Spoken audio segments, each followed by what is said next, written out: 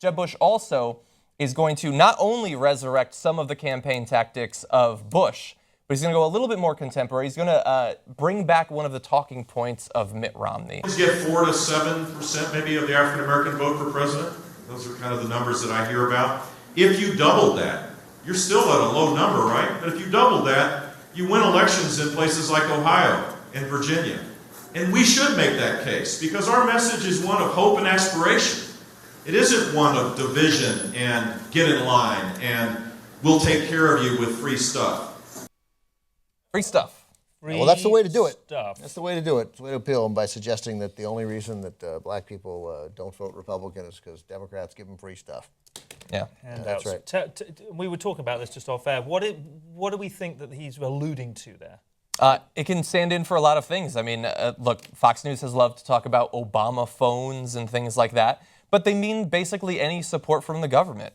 In terms of unemployment support, Medicaid, how is Social Security. How is that not deeply offensive on multiple levels? It is. As well as being but it is. No, I'm it is. But how? You don't think it is?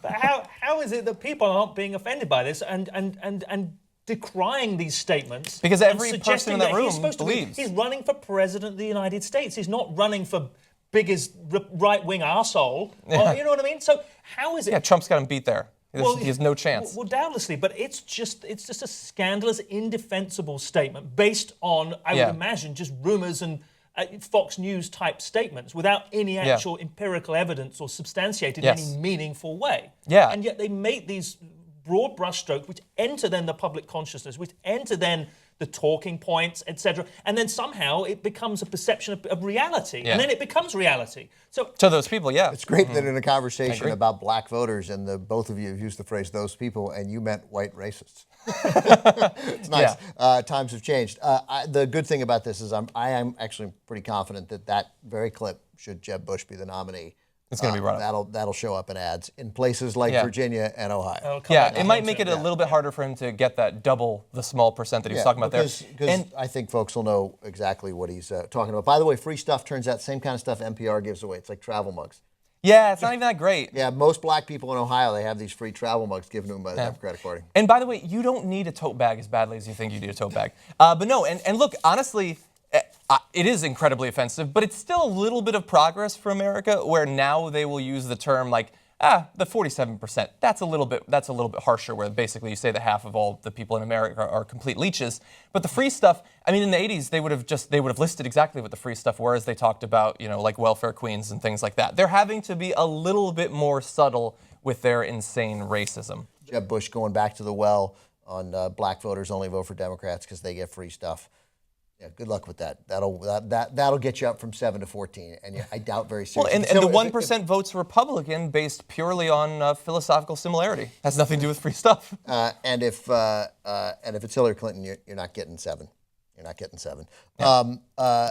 But clip 9 represents the other nonsensical thing that the picking up steam Jeb Bush campaign said.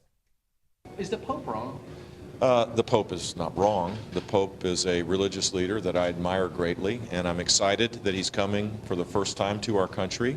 And the way you create a focus on protecting the natural environment and the creatures that are divinely inspired, which is the Pope's view, he's not a scientist, he's a religious leader, is to create economic growth. So real quick, so I didn't set it up quite well enough. He was obviously talking about the Pope's opinions on climate change. Yes. Yeah. And then he said it right there. You heard it at the end. He's not a scientist. He's a religious leader. So great. So Jeb, I guess you'll be listening to the scientists then. Yes. No. I mean, they've just been busy discrediting this. Great. The scientific community is 98.9% on one side of this issue. Yeah. Well, he wants to defend minority opinions, the 2%. That's right.